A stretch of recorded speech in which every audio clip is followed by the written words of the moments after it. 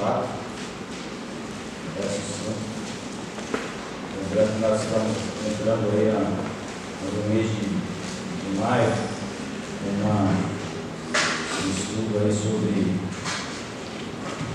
heresias, né, e sobre algumas coisinhas que andam acontecendo por aí, né? Então a gente vai tratar um pouco deste assunto. Atos capítulo 24, verso 5. Amém? Todo mundo encontrou? Amém. Então, vamos ver. Diz assim: temos achado que este homem é uma peste, é promotor de sedições entre todos os judeus, por todo o mundo, e o principal defensor da seita dos nazarenos. Amém? Senhor, em nome de Jesus, nós te louvamos e te bendizemos. Obrigado, Senhor, por essa noite. Obrigado, Senhor, por cada vida que aqui está presente. Obrigado, Senhor, pela minha vida. Obrigado, Senhor, por ter me perdoado, por ter lançado, Senhor, Pai, ali na cruz do Calvário, sobre o meu pecado, a minha transgressão, Pai. Obrigado, Deus, porque nós aprendemos, ó Pai, e continuaremos, ó Pai, a ministrar essa palavra, Senhor, porque essa palavra, ela é regra de fé e é vida para aqueles que creem, Senhor. Tu és a fonte, Senhor, o nosso refúgio, Senhor, a nossa fortaleza. Por isso, nessa noite, tira, Senhor, de nós, ó Pai, todo espírito contrário, todo sentimento de arrogância, de prepotência, toda mentira, Senhor, todo ato, Senhor, ó Pai, que venha nos afastar da Tua graça e da Tua misericórdia, seja tirado, ó Pai, porque nós estamos aqui hoje para glorificar e exaltar o Teu nome e para tirar do nosso meio, Senhor, todo e qualquer tipo de dúvida, em nome de Jesus. Amém. Amém? Semana passada, nosso pastor Florencio deu uma pincelada rápida aí, né? Nesse tema, né, de seitas e heresias, né? Falou um pouco da Torre de Babel, falou um pouco do sentido da doutrina, quais são as doutrinas, né? E hoje nós vamos dar vamos dizer assim, nós vamos dar uma encorpada, como que foi ministrado, porque ele falou que tinha mais coisa para falar, mas ele vai falar certamente nas próximas vezes. Alguém já ouviu falar da Igreja Internacional das Boas Novas? Não? Acho que já ouvi falar. Alguém já? Nunca ouviu falar? Igreja Internacional das Boas Novas? Nunca ouviu falar? Quem lê jornal aqui? Ler ou assiste? Não, lê. Tem que ler. Nem lê. Melhor, né? Então, essa Igreja Internacional das Boas Novas, ela fica no Quênia. Talvez você não saiba o nome dela. Semana passada, foram encontrados 80 corpos. Sabe por que eles morreram? Eu ouvi sobre isso. Inanição. Inanição significa que você ficou sem comer. O que o líder dessa igreja apregoava? Que as pessoas tinham que ficar sem comer para purificar, recusar tudo que era mundano e morrer de fome para encontrar Jesus. Aí você fala, mas isso acontece quando? Semana passada. Quando a gente fala de seitas e heresias, irmão, o termo não é depreciar nenhuma religião, não é isso, não. A gente tem que entender que tem coisas que acontecem no nosso meio que são extremamente perigosas, e esse aqui é um fato. Eu estou falando, quando eu propus falar desse tema, isso não tinha acontecido ainda. Foi semana passada, acho que a semana que o pastor ministrou. Foi encontrado, 89, ainda, por enquanto 89, coisa assim, de pessoas que morreram por um homem que induziu aquelas pessoas a terem uma visão equivocada do que é o jejum, do que é Deus e de como conhecer a Deus, porque não se conhece a Deus fazendo esse sacrifício de touro.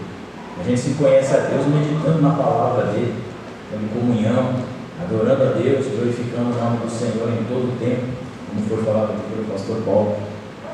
E não, isso são coisas que você pensa, mas isso não acontece.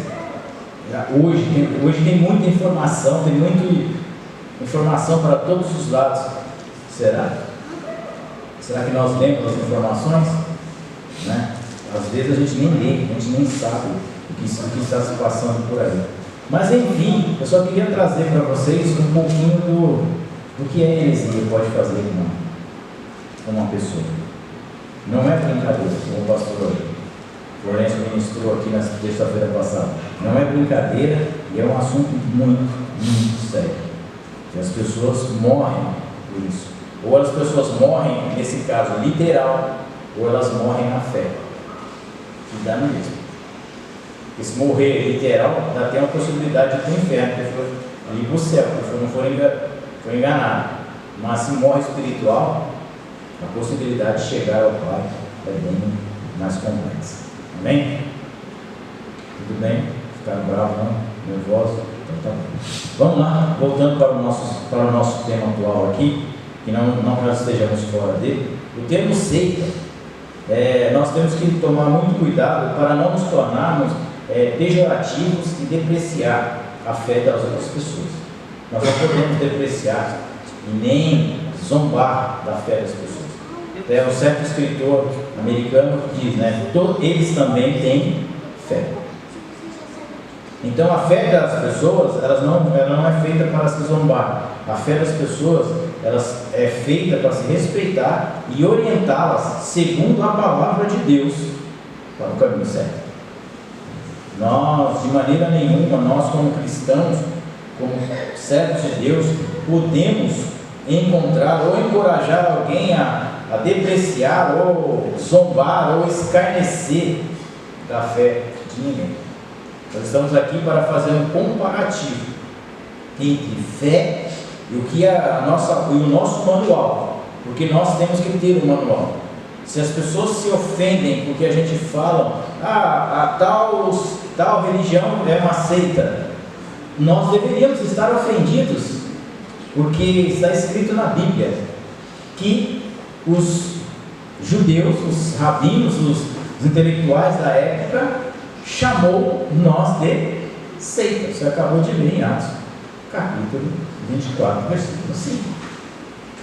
Quando Paulo foi ser julgado, ele falou, esse homem é o maior pervertor, ele é o líder da seita dos nazarenos. Quem é a seita dos nazarenos, né? Aqueles que criam em Jesus de Nazaré. Então a gente vai trazer aqui algumas coisinhas, né? Quando fala de seita ou heresias, as duas andam de mão dadas. Não tem como separar uma da outra. Existe uma diferença, mas elas nunca estão separadas, elas estão sempre de mãos dadas. O que é uma seita? Seita é qualquer grupo religioso que em doutrina e pratica diverge de grupos que têm a Bíblia como regra de fé. Então o que é? A seita é pessoas que usam a doutrina diferente do que a religião e os grupos de fé. Então, quando a gente vai fazer um comparativo, a gente nunca pode, não tem como você comparar alguma coisa se você não tem algo para ser comparado. Eu sei mais do que fulano de tal. Eu estou comparando o meu conhecimento com fulano. Eu estou comparando a minha sabedoria com a de eu conheço, eu tenho. Então, esse ouro do Brasil é inferior ao ouro da Índia. Estou comparando os dois ouros. Então, existe uma comparação, existe uma regra de fé, um manual. Então, a nossa regra de fé, o nosso manual chama-se Bíblia Sagrada. Então, tudo que tiver fora disso aqui é anátema. Paulo diz isso. Então, Paulo fala, olha, se alguém vos pregar outro evangelho que seja esse que eu estou falando, que ele seja anátema, maldito, em outras palavras, bem do nosso português. Então, a nossa regra de fé é a palavra de Deus. Então, o que é uma seita? Uma seita são pessoas que pegam doutrinas divergentes e pegam um grupo de pessoas e começam a praticar. como regra de fé. E tem a Bíblia. É engraçado porque você sabe qual é a garantia de uma seita? Alguém já parou a pensar nisso? Qual é a garantia de uma seita? Que ela tem seguidores, que ela vai ter seguidores.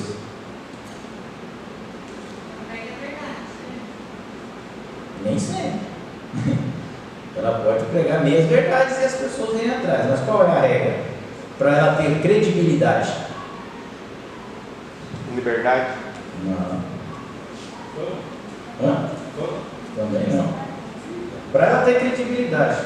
A minha palavra tem credibilidade? Às vezes. Né? Às vezes você olha para mim e fala, está brincando. Fala que pescou peixe gigante e não pescou nada. Né?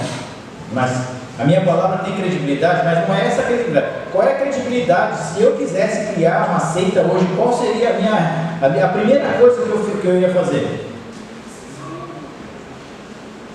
Você nunca parou para pensar? A gente nunca para para pensar nessas coisas. O que eu iria fazer?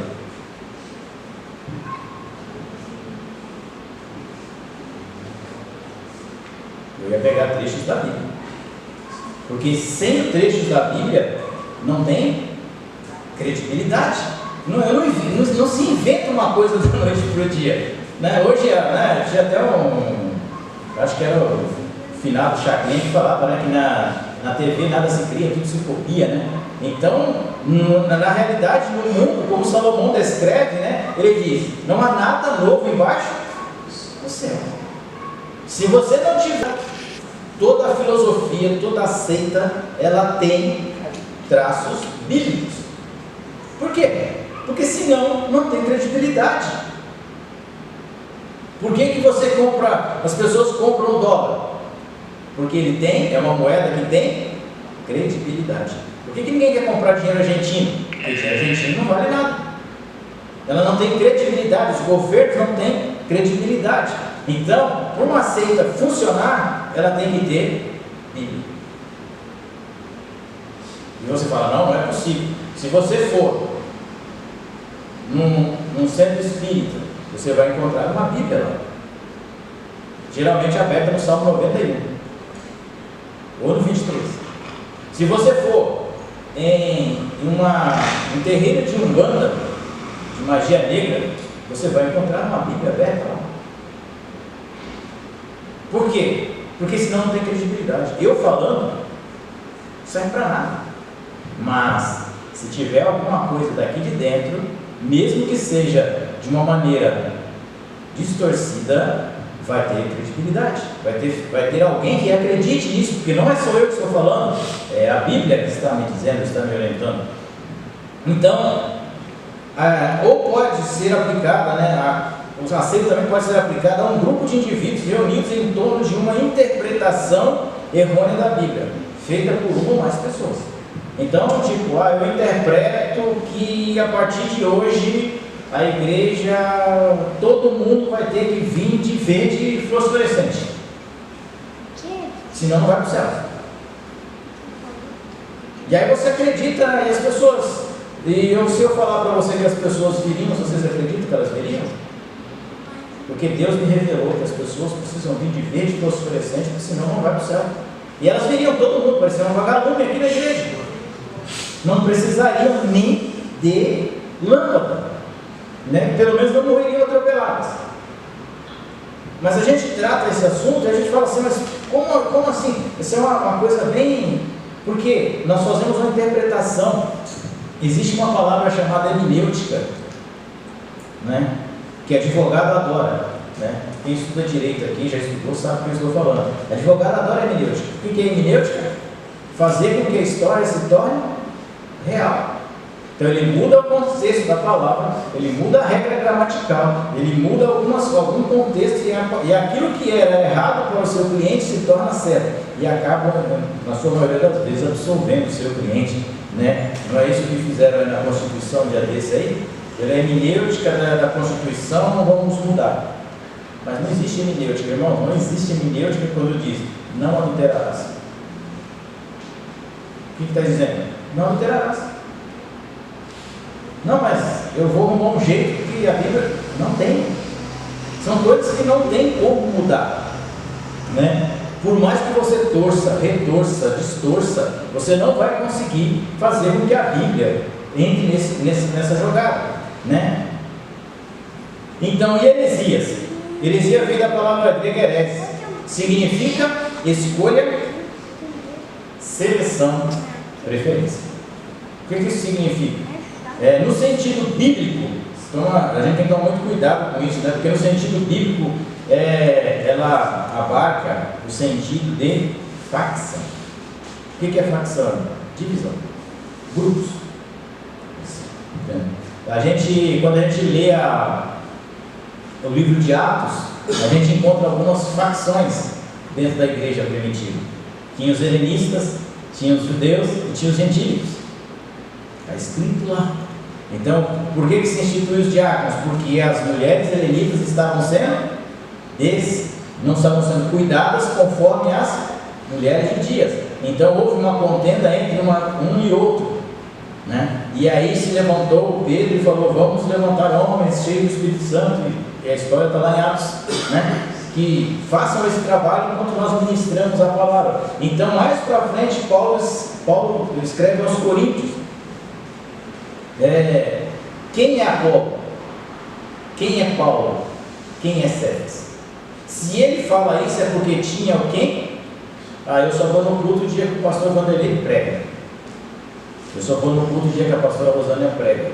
Eu só vou no culto o dia que o pastor Márcio prega. Eu só vou no culto o dia que o pastor Florencio prega. Eu só vou no culto o dia que tem um grupo de louvor. Eu só vou no culto o dia que o pastor Paulo faz a abertura. Isso é o quê? Facção. Não, mas é que você não sabe. Irmãos, não adianta achar hermenêutica. Chama-se facção. Divisão, né? Então não tem essa, né? O sentido da divisão. A Bíblia fala, e é engraçado que a Bíblia fala também dos falsos cristos, dos falsos profetas, dos falsos apóstolos e também dos obreiros fraudulentos, transformando-se em apóstolos de Cristo. Eu estou lendo isso aqui, irmãos. Vocês repararam que eu ainda não li nenhum texto bíblico, tá? Isso aqui não é Bíblia. Isso aqui é Google. Isso aqui é estudo. Isso aqui é trabalhos acadêmicos. É isso. Por que eu estou falando isso? Porque isso aqui você consegue encontrar no secular. Porque para as pessoas falarem: não, porque você está pegando a Bíblia para distorcer. Não é Bíblia. Isso aqui é um estudo para você entender. E aí a Bíblia vai dizer que, primeiro, falsos profetas, falsos apóstolos e também obreiros fraudulentos, transformando-se, isso não acontece hoje, tá, gente? Transformando-se em apóstolos de Cristo. Você já ouviu alguma? Não precisa responder. Mas eu tenho certeza que você já ouviu uma dessa aqui. Em algum lugar aqui, um dia desse, até uma aqui de Terra Preta se tornou. Né? Não sei como, mas se tornou. A gente vai entendendo essas coisas. Né? A heresia são ideias adulteradas ou doutrinas espúrias, falsas, inelegítimas para o cristão. Características, vamos pegar as características de uma seita. Mas a gente para pensar e falar: uma igreja cristã pode ser uma seita? Pode. Tanto é que os caras se mataram lá e eram cristãos e professavam a Cristo. Não se iluda, né? Às vezes, o teu irmão está pulando no pé só lá. Tá bom, ele vai chegar lá. Características da seita. Como é que você identifica uma seita? Porque não está escrito lá: seita do pé de jaca. Não dá. Então você tem que identificar. Para identificar uma seita, basta verificar se ela está fundamentada em heresias. Então, tipo assim, como é que você acha que descobre uma seita? Se ela está fundamentada em heresias. Por isso que eu lembro que eu falei para vocês que as duas andam de mãos dadas. E a gente para pensar e fala: mas como é que eu vou verificar se é uma seita ou não? Pegue a Bíblia. Vamos lá. Tem uma heresia. Hoje em dia nós temos aí, vamos pegar uma heresia bastante divergente aqui: a heresia do feijão.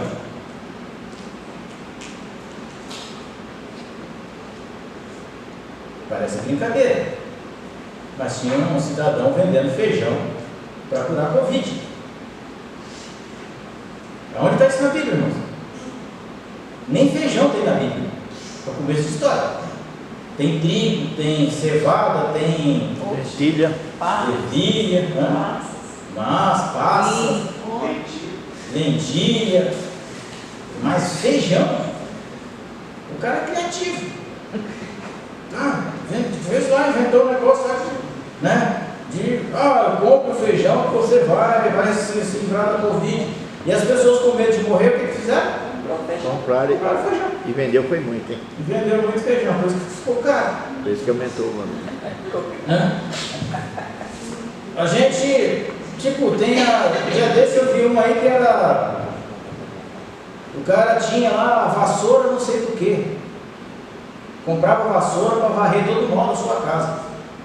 Não, você não precisa comprar E o vassoura. tijolinho, Afonso, do povo compra, tá? Depois de um tempo construir a casa. Oi? Tijolinho, que o povo Tem o compra. tijolinho, compra o tijolinho.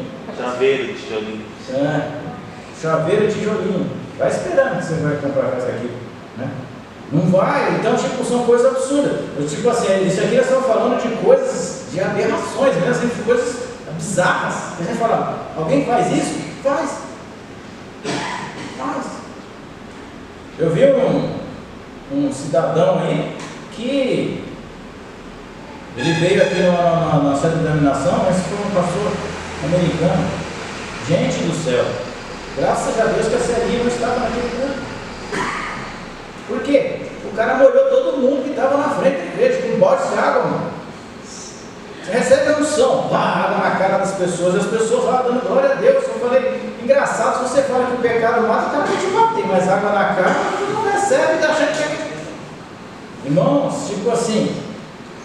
você fala, mas aonde está isso? E aí as pessoas vão e pulam e acham engraçado, bonito. A gente tem que tomar cuidado. Hoje em dia nós temos as igrejas aí, né, de casamentos do mesmo sexo, e eles distorcem a palavra de Davi lá, que Davi amou Jonatas como um irmão, no fundo do seu coração, e aplicam isso fora de um contexto, fora de uma época histórica, para se protegerem. Irmãos, não existe. As pessoas falam, eu vou procurar uma igreja que eu possa ser o que eu sou. Você pode ir, mas será que Jesus quer o que você é? Não. Nós podemos entrar em qualquer igreja que faça qualquer coisa segundo o nosso bel prazer, mas e Deus? Como é que fica Deus nessa história? Porque Jesus não morreu para mim fazer o que eu quero. Jesus morreu para fazer o que Ele quer. Não tem essa, né? Então as pessoas acham, e aí você pega a Bíblia de Gênesis e Apocalipse, ela condena esse tipo de atitude do ser humano. E as pessoas pegam uns versículos, vão se torcendo para fazer com que eles se encaixem na sua vida, né? Um dia desse o Fernandinho, interessante, ele falou, não existe evangelho para artista, não existe evangelho para jogador de futebol, não existe evangelho para rico. Existe um evangelho que salva. Ele serve para o jogador de futebol, serve para o empresário, serve para o artista, serve para qualquer pessoa. Mas nós não podemos mudar o evangelho. E as pessoas mudam, porque o cara é artista, pode fazer o que ele quiser. Não pode. Quer dizer, pode, mas o céu é um pouco mais complexo, o caminho é estreito. E não é só o caminho, a porta também é. Então a gente começa a ver essas coisas. Então, para você identificar, primeiro você começa a ver, tem alguma heresia lá dentro? Se tem, meu irmão, está na hora de você pegar seu boné e vazar. Você é obrigado a ficar lá? Não. Mas tem gente que fica reclamando. É engraçado, irmãos. As coisas que me deixam interessante por exemplo, é que nem a pessoa que trabalha no emprego. Quem é que já se deparou com uma pessoa que você está trabalhando e a pessoa vive falando mal do emprego que ele está, o dia inteiro fala mal, o mês inteiro fala mal, mas não perde a conta? Cara, se você está tão infeliz assim, está tão infeliz, pega a conta, arruma outro, vai ser feliz, vai vender para o colega. Não, eu não saio, mas também não paro de reclamar. É que nem muitos cristãos que tem por aí, o cara fala mal da igreja o tempo inteiro. Xinga o pastor, xinga a mulher dele, xinga os irmãos, briga, fala palavrão, mas não sai. É tipo assim, uma pedra no sapato do pastor. Entendeu? Depois quer que o céu dá azar na vida do pastor, né? Fica jogando areia para os olhos do pastor, irmão.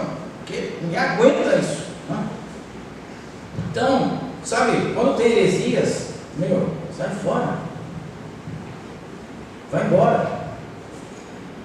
Outra característica de você encontrar uma seita, novas verdades.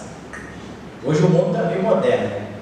O que era errado há 20 anos atrás, hoje, de boa, tá tranquilo. Nós somos jovens, somos jovens. Jovens não tem essa coisa. Né? A igreja precisa se modernizar. A igreja precisa se santificar. Não é de modernidade. Né? Nós não precisamos, irmãos, nós não precisamos de subterfúgios para que haja salvação. Né?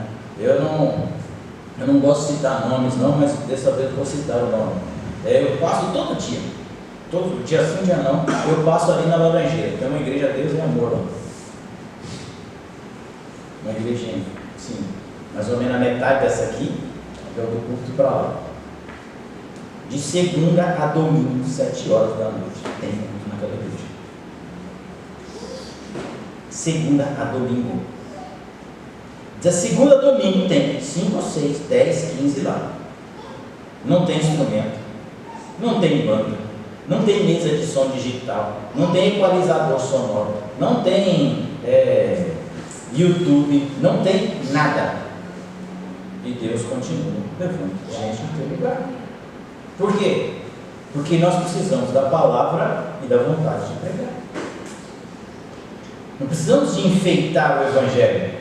Tem pessoas que acham que vai enfeitar o Evangelho, isso vai tornar o Evangelho atraente, mas o Evangelho não é atraente. O Evangelho é conflito, é agressão. Agressão a quem? Ao pecado, ao eu, a mim. Novas verdades, coisas equivocadas, adicionadas ou subtraídas em relação à palavra de Deus. Um dia desse teve um pastor aí do Rio de Janeiro aí que teve a infelicidade de dizer que temos que dar uma atualizada na Bíblia, que ela está desatualizada, que tem alguns versículos na Bíblia que já não cabem mais na nossa sociedade moderna. Aí eu pensei bem comigo, então, a gente poderia tirar aquele versículo, né? Pela graça sois salvos. Isso não vem de vós, é dom de Deus, não vem de vós. Então todo mundo está perdido. Olha que beleza. Mas esse ninguém quer tirar da Bíblia. Nós queremos tirar aqueles que nos confrontam. Não, porque nós temos que dar uma atualizada na Bíblia. Irmão, não tem um livro no mundo mais atualizado que esse aqui. Não tem. Você pode ler o Harry Potter, pode ler Agatha Christie, pode ler o que você quiser. Ele não é tão atualizado como esse livro aqui que foi escrito há 5.000 anos. Porque quem escreveu já estava aqui. E já está lá. Né? Então, tem pessoas que querem adicionar. Ah não, mas Deus poderia fazer tal coisa, né? De vez em quando a gente começa a dialogar com Deus. Deus, por que você não fez a rua mais redonda ou quadrada? Né? Eu falei, que engraçado que tem gente que se a gente não fosse transformado antes de subir para o céu, se Deus não nos transformasse, nós íamos chegar no céu e ia reclamar do livro da vida. Eu tenho certeza que gente ia chegar lá, senhora, assim, já está brilhante demais, dá para passar uma tinta aqui, não? Tá difícil, viu? Os meus olhos são sensíveis. Esse rio da vida está muito lindo, Senhor.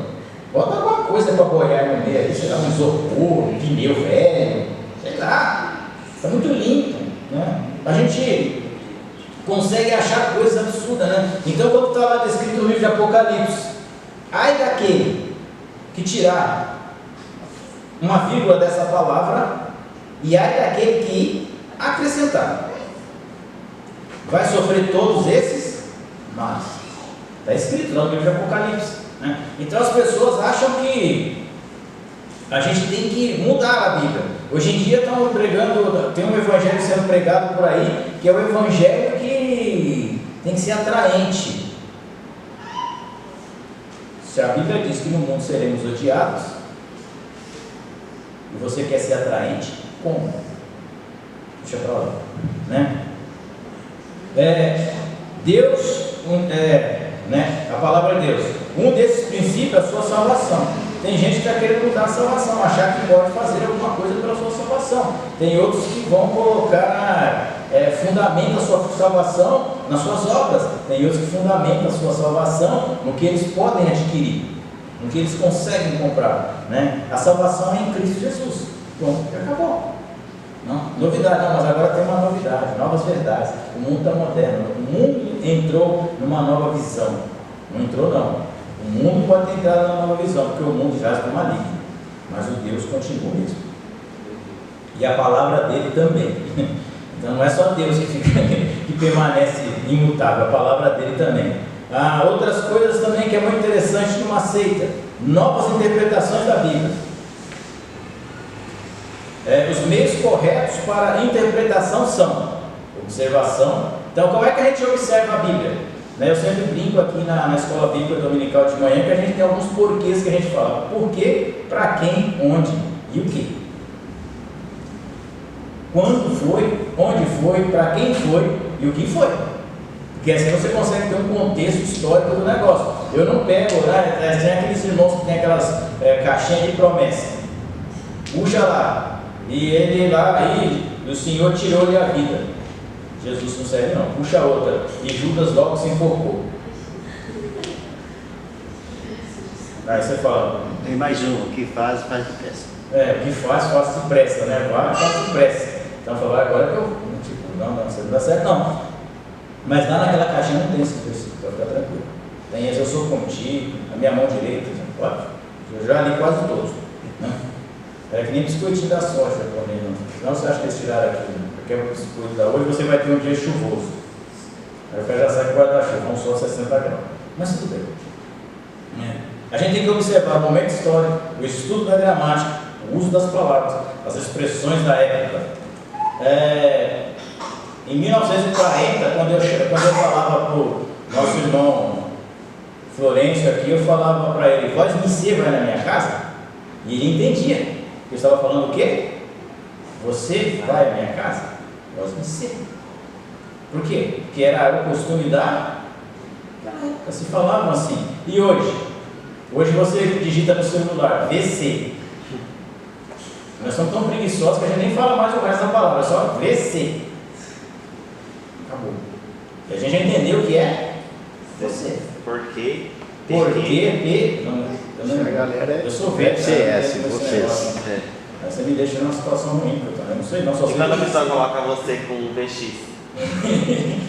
Ruim bastante. Né? A nós. Então temos as interpretações, as expressões. Tem a interpretação literal e a interpretação simbólica. E as pessoas querem pegar essas coisas e sair aí, né? Novas interpretações. Não existe nova interpretação, não existe uma interpretação. Aqui o Espírito Santo dá à igreja. Bom. A terceira coisa que você entende de uma seita é fonte não bíblica da autoridade. Em uma seita, a Bíblia é secundária. Os seus seguidores creem de forma parcial. Algumas partes servem, a outras não. Por exemplo, tem uma certa denominação aí que fala que o inferno não existe. Mas a Bíblia diz que ele existe. Eu estava assistindo uma série já desse, isso é uma série de cientistas, o cara falou, olha, você acredita em Deus? Ele falou, eu não. Aí passou um tempo e ele começou a acreditar em Deus. Ele falou, você acredita no diabo? Ele falou, eu não. Ele falou, se você acredita em Deus, você tem que acreditar que o diabo existe? Na lógica. Se eu acredito em Deus que existe no céu, glória a Deus. Então o inferno não existe, só existe o céu. O inferno foi abolido. Teve uns que dizem que tem um purgatório, que é o lugar onde você fica se coçando. Se é um purgatório, você tem que estar se coçando. É um lugar onde você vai passar por um período para tirar o resto do pecado que você fez em vida. E a Bíblia diz em Hebreus 3, 27, se não for me engano, o homem só é dado o direito de morrer uma vez só, depois disso vem o juízo. 9:27. 9, 27. Então quando a gente fala sobre dízimo lá com um primo meu, um primo é meus amigos.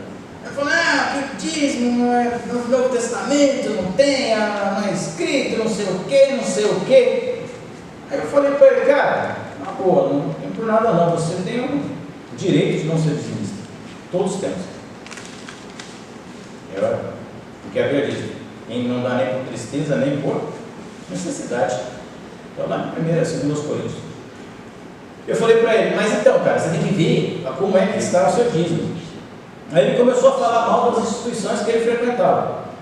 Porque você, para pregar um parafuso na igreja, tem que fazer um requerimento lá não sei aonde, pedir a bênção não sei de quem, passar por não sei quem, passar por não sei quem, para o prego, o parafuso chegar aqui. Quando o parafuso chegar aqui, você tem que trocar a parede, vai cair o resto.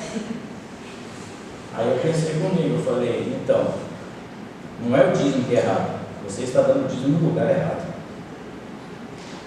Porque se você colocar o seu dízimo, você for na igreja, lá a igreja está tudo certinho, bonitinho, tudo tratado, bancos limpinhos, tá, a igreja limpinha, não tem nada quebrado, seu dízimo está sendo bem investido. Aí eu falei bem daqui, né, claro. Eu falei, vai lá na igreja, lá onde eu congregar, irmão. Cadeirinhas confortáveis, tem ar-condicionado, tem som de última geração, tem terreno próprio, tem não sei quantas cestas básicas por mês, ajuda as pessoas, tudo com dinheiro da igreja, do dízimo. Então não é que o dízimo está errado, não é que existe uma interpretação, existe que onde você está dando o seu dinheiro, ele está sendo mal usado. Simples assim. Né? Mas a gente não gosta de ouvir isso. Porque a gente acha que, não, porque não é, então eu vou fazer o contrário. Faz. A responsabilidade é sua, né?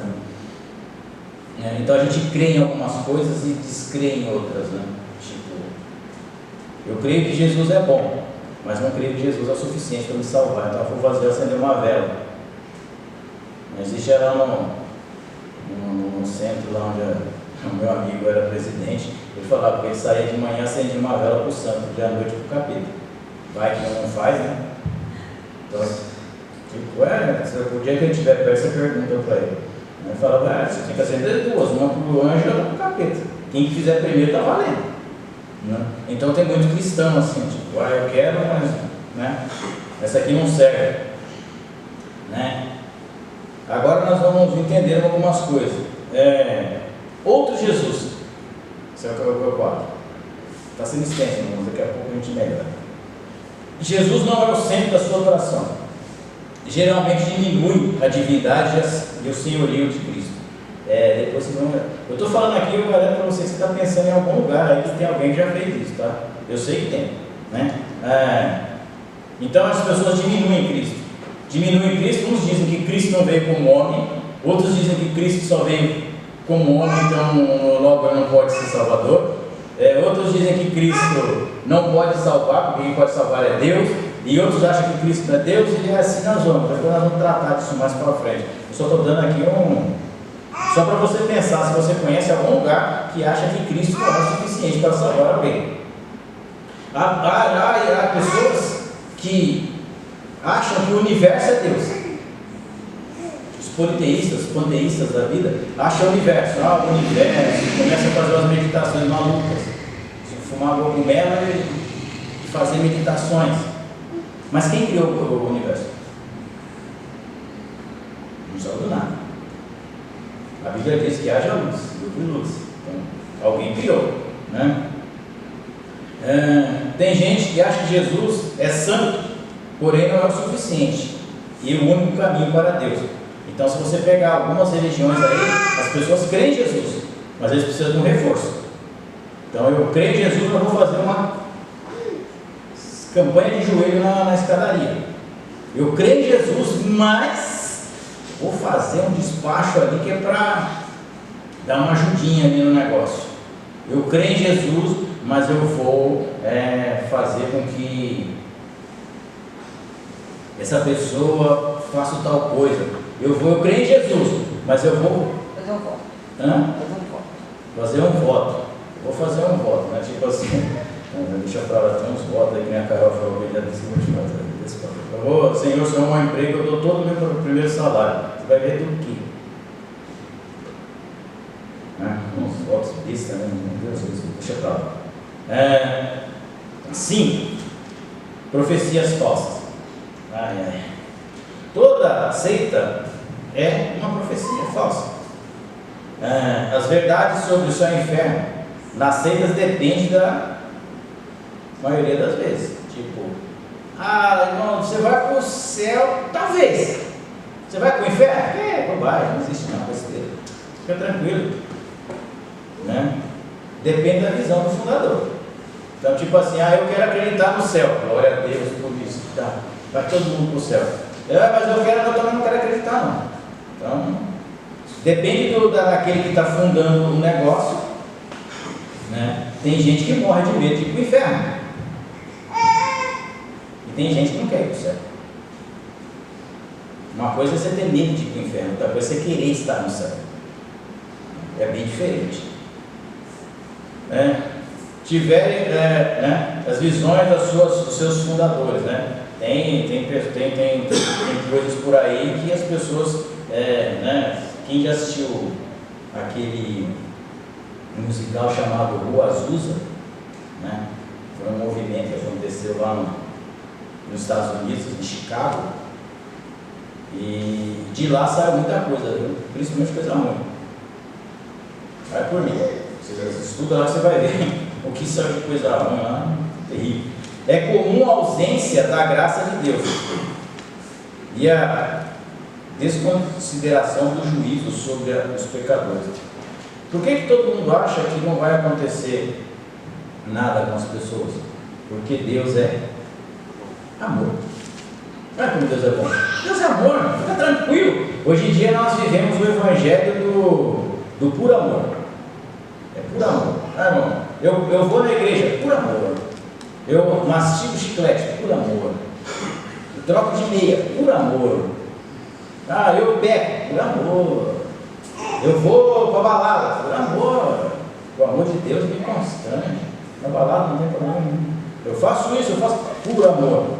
Então a gente toma muito cuidado, né? Outra característica bem interessante é exclusivismo. Toda seita acha que ela é o único caminho que leva a Deus. Não importa se ela tem 10 anos, 50 anos, 100 anos ou 500 anos. Aquele pessoal daquele local vai para o céu. E o resto? Ih, meu filho, o resto está tudo ferrado. E os apóstolos? Não faço a menor ideia. Eu sei que nós aqui estamos bem, né? Nós, cristãos, e essa serve para mim e para você, eu como evangélico, eu não digo que aqui é o único caminho. O verdadeiro evangélico afirma que Jesus Cristo é o único caminho. Nós não somos o único certo. O único certo é Jesus Cristo. Então a gente não tem que ficar venerando A, B ou C ou placa de igreja. Nós temos que adorar a Cristo, porque Ele é o único caminho. Não é exclusividade. Tem lugar aí por aí que é exclusividade de lá. E se você não for de lá? Meu irmão, sinto muito. Você nem irmão você é primo. Não é irmão em Cristo, é primo. É meio, sei lá o que você é. É meio labão, né? Tipo, não é família não, né? A gente entende que as seitas, né? Qual é o perfil de uma seita? Líderes carismáticos que atraem multidões, homens carismáticos, considerados muito especiais por razões variadas, né? Então a seita ela vem do quê? Um cara que se acha o máximo. Eu estava vendo aquele que sumiu aí, eu acho que é Henrique Cristo. Ele não pisa no chão. É sério, irmão. Tem um monte de gente, de mulheres, que vão colocando almofadinhas para ele pisar. Sabe por quê? Porque Cristo não vai pisar mais na terra. Aí perguntaram para ele, mas diz que Cristo vai vir no alto. Ele falou, eu vim de avião. E as pessoas querem debater com esse cara. Hã? Tem seguidores. Tem mais gente lá. Hoje, teria que ter umas 10 dessa aqui para ter gente lá. A gente para né? Eu só, mas se alguém consegue ir atrás de uma bizarrice dessa lá, tá um monte de mulher colocando uma almofadinha para ele andando. Ou então ele com 3 mané carregando ele 4. Parece o faraó, né? Só que embalsamado, né? Recebe relações especiais de Deus, irmãos. Tome muito cuidado, principalmente no meio dos evangelhos. Tem lugar que só o líder recebe revelação espiritual. Eu vou receber aqui agora e vou passar para todo mundo, viu? Todo mundo faz igual. Peraí, irmão, o Espírito Santo é dado à igreja. O Espírito Santo pode usar uma criança como pode usar um ancião. Pode usar um pastor como pode usar um obreiro, um irmão lá. Não, a revelação tem que passar por mim. Se não passar por mim, não é de Deus não, filho. Pode esquecer, né? Geralmente reivindica a encarnação de uma deidade, né? Os caras começam com os cargos, daqui a pouco já tem um erro que ele é chamado de pai na igreja. Pai ou papai. Você tem que ter muita coragem para fazer um negócio desse, né? Reivindica ter sido chamado por Deus para uma missão extraordinária. Não é para pregar o evangelho. Não é para isso. É coisa extraordinária, né? É para fazer você ver o céu, para você ver a rua de ouro e cristal, vender terreno na lua. É para coisas extraordinárias. Não é para pregar o evangelho. Só pregar o evangelho já não é o suficiente. Está sempre acima da repreensão. Rapaz, você quer deixar um líder de seita aborrecido, você contrariar ele. Em alguns casos ele manda matar. Mas ele parece Saul. Sabe quando as meninas cantavam? Saul matou milhares e Davi matou 10 de milhares? Magoou ele. Não, eu tenho que matar 10 de milhares e ele 1000. Que coisa! Eu sou tão mais importante que ele. Meus olhos são do branco do meu olho é bem melhor que o dele, né? Pessoas que não possam ser contraditadas de maneira alguma. Eles fazem questão, ele fala, ó, eu quero que todo mundo esteja na reunião de obreiros 3 horas da manhã. Mas pastor, é preciso? Eu não estou perguntando, estou mandando. Aí os caras vão. Você acha que não vai? Vai. 3 horas da manhã estão todos lá. E quem não for está amaldiçoado. Você fala, rapaz, estamos no tempo da Inquisição, né? E as pessoas que frequentam esses lugares, porque tem que ter também. Se o líder é assim, é vulnerável. Quem é vulnerável? Qual pessoa pode ser convertida? Qualquer um. Do doutor ao indouto. Do conhecimento espetacular daquele que não tem conhecimento nenhum. Do filósofo ao médico. Não tem. Intelectualmente, em relação a assuntos religiosos, tem pessoas que são esses famosos intelectuais, né, mas não entendem nada de Cristo, não entendem nada do Evangelho, mas são filosóficos, querem pregar aí a natureza, o mundo, né?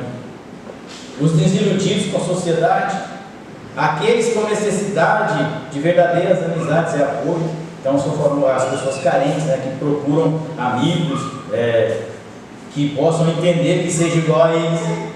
Porque minha mãe tinha um provérbio, né, de caipira muito interessante.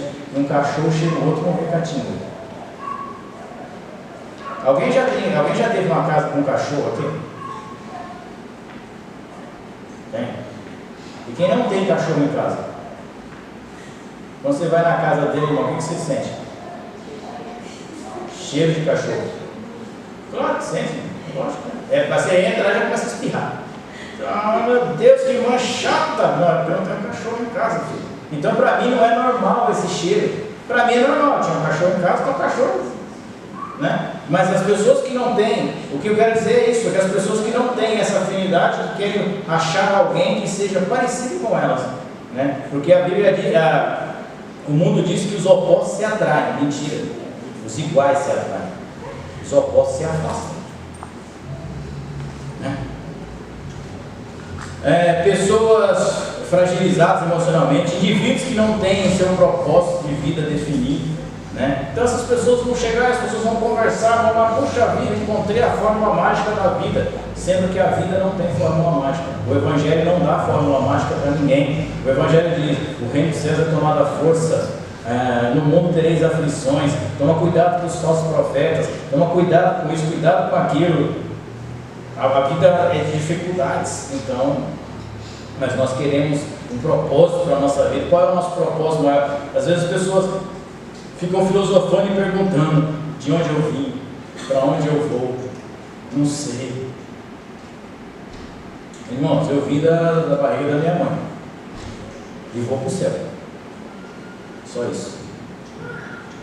Não preciso ter um paradigma de saber fazer, né? Por que se entra numa seita? Para satisfazer as suas necessidades, é simples. A gente não vai, as pessoas não vão para lá porque vai contra o que ele quer, vai a favor do que ele quer, né? Tipo, até mesmo a falsidade, a rigidez moral, né? O cara que não concorda com esse mundo e vai para um lugar onde não pode fazer nada, né? Na realidade, está lá para isso, né? Então, tipo assim, tem tanta coisa, irmãos, que pode fazer isso aí, né? Pode ser atraente para rigidez moral, demonstração de poder. Por que você fica numa seita? Isolamento. Geralmente essas pessoas, elas não conversam com ninguém. Quando você vai ali para Portolândia, ali, em vez de você ir para Portolândia, você vira para o sentido de, tem uma escola lá, chama Escola Luz, né? Os caras parecem The Walking Dead, você nunca vê eles. Eles são, tipo assim, as pessoas mais estranhas que eu já vi. Tipo assim, não conversam com ninguém, não falam com ninguém, eles só ficam enclausurados naquele lugar, no meio do mato. Eu acho bem estranho, vai deixar pra lá, né? Reconstrução cognitiva, mais conhecido como lavagem cerebral. Substituição, né? As pessoas às vezes perdem um pai, perdem uma mãe, perdem um filho, e eles acabam encontrando um local ali que abraça eles e traz, né, um certo conforto. Obrigação financeira ou material, por culpa, né? O livro disse: isso aí, Deus vai pesar a mão. Gente, isso não faz assim não. Nossa, se você sair, Deus vai pesar a mão. Alguém já viu o peso na mão de Deus? Não? Você imagina pelo chinelo de Deus, né? Porque o pé dele está sobre o globo da terra. Então, né? Claro, né? Ou por ameaça, né? Vou matar você, você vai ver, né, como aconteceu, né? E aí a gente começa a dizer aqui, irmãos, do discernimento. Como você discerne se é uma seita ou se é uma heresia? Eu vou ter certeza que eu não terminar daqui a pouco. Mateus capítulo 15. Nós vamos ler agora. Isso aqui eu trouxe para você entender e conhecer, a grosso modo, o que é, né? E como se está por ela, né? Como ter discernimento? A Bíblia diz que um dos dons do Espírito é discernimento. Eu acho que eu estou no Evangelho há 20, 27, 28 anos. Desses 28 anos, uns 25 à frente de alguma coisa. Nem que seja do banco, mas à frente. E eu acho que é o dom que mais falta à igreja. Discernimento.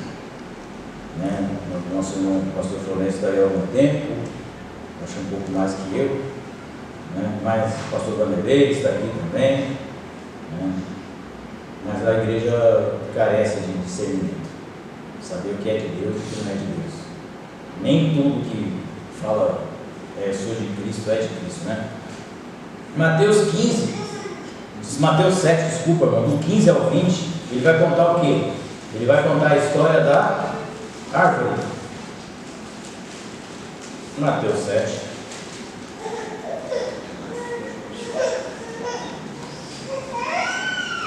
Mateus 7, do versículo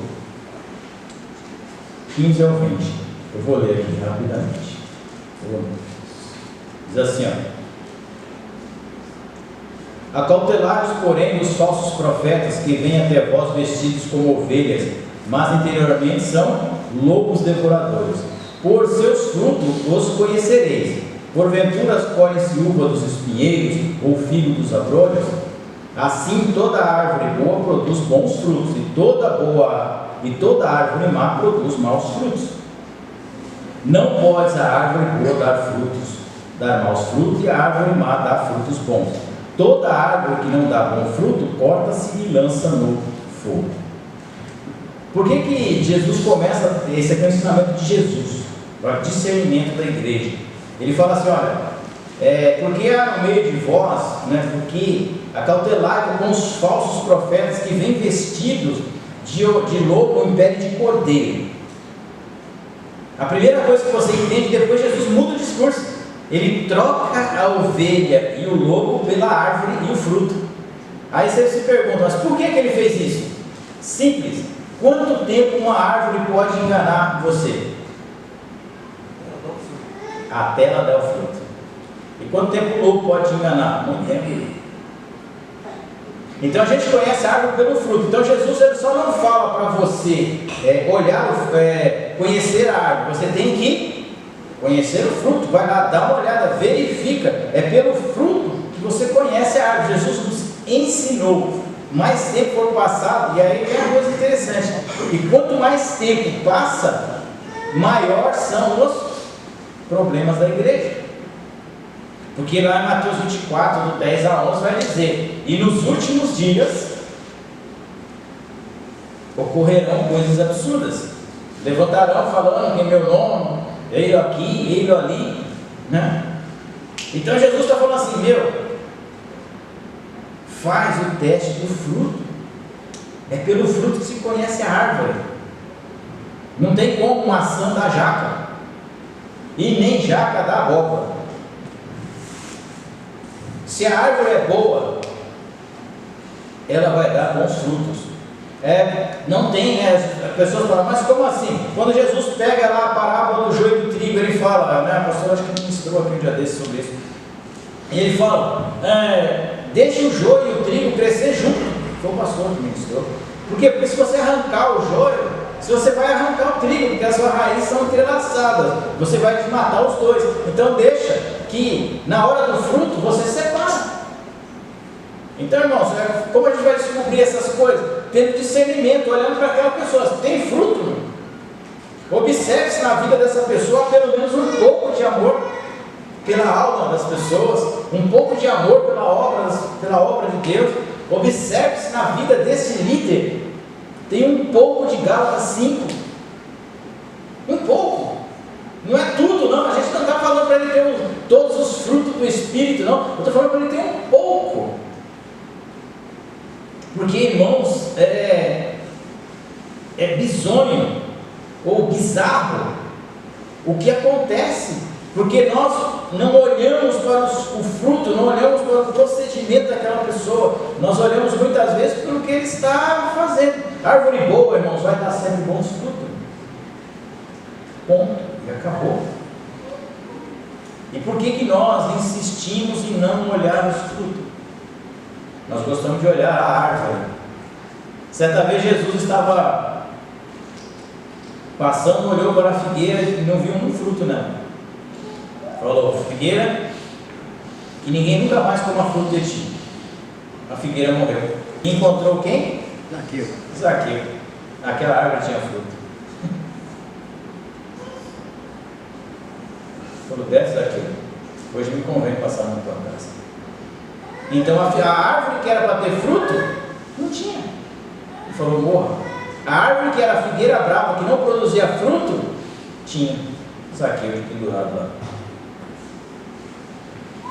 Árvore boa, Por quê? Porque a gente está meio acostumado a olhar e ver a árvore, e no meio de uma floresta você não consegue distinguir o que é árvore frutífera e o que não é. A não ser que você seja muito bom. Um pé de banana você consegue, um pé de coco também está bem. Mas se o pé de coco estiver no meio de um monte de pé de babaçu, você saber qual que é. Então, veja os frutos. Veja se aquela pessoa tem Gálatas 5 na sua vida, o fruto do Espírito. Fruto do Espírito, não dons. Porque dons não qualifica ninguém. Dons qualifica a igreja. A igreja tem dons. A igreja é para a edificação da igreja. A árvore má, você jamais vai colher uva de espinho ou figo de ervas daninhas. Você não vai colher. Né? Um certo pregador, para a gente concluir, né, ele diz assim, ó: se o coração de uma pessoa revela-se em suas palavras, como as árvores se conhecem pelos frutos, temos a responsabilidade de experimentar um profeta pelos seus ensinamentos. John Stott, a pregação do monte. Porque, irmãos, se nós não fizermos essa peneira, se nós não cuidarmos da nossa integridade física, mental e espiritual, nós vamos cair. Você fala: eu sou crente. Você está igual Pedro. Eu não vou negar de jeito nenhum. Não. A primeira mulher que funcionário chegou: você é deles? Não sou não. Você é deles? Sou não. Você é deles. Cala a boca, miserável. Para cuidar da tua vida. Quando ele olha, Jesus está o quê? Olhando para ele. E aí, Pedrão, você não vai não? E Pedro chora amargamente e vai embora. Então nós como cristãos, né? A primeira coisa para a gente não cair nessas furadas, isso aqui é Bíblia, isso aqui é a palavra de Deus. Quem lê isso aqui, quem medita nessa palavra, como diz a Bíblia, se fosse possível, ele enganaria você. Mas quando você está firmado nessa palavra, como diz o Salmo 119, ninguém pode te enganar. Ninguém. E ninguém vai te enganar, porque a Bíblia é luz para o meu caminho, lâmpada para os meus pés. A palavra é verdade, é vida. Então não tem como a gente ser enganado se a gente estiver firmado nisso aqui. E caso contrário, irmãos, qualquer vaciladinha, nós vamos acabar sucumbindo, como você conhece muitos que sucumbiram. Eu conheço gente que era pastor e voltou a ser pai de santo. Vai longe. Tem um casal que saiu daqui, voltou para a igreja católica. O cara, por quê? Foi sério? Então você para para pensar, como é que vai o negócio? O cara pregava contra, tal, sabe que é e voltou para lá de novo. Porque nunca esteve aqui. O dia que estiver aqui, vamos para uma frase do pastor Paulo: quem sai da igreja por causa de homens nunca entrou por causa de Jesus. Então a gente tem que tomar muito cuidado. Tomar cuidado para que nós não venhamos a cair. E não julgar aqueles que caíram. Né? Mantermos a nossa postura de amor. Né? Porque eu sei que às vezes é difícil, mas temos que ter. Amém? Vamos nos colocar de pé. Vamos tomar nossas casas. Passei 5 minutinhos. Eu estava dando uma pesquisada sobre este assunto.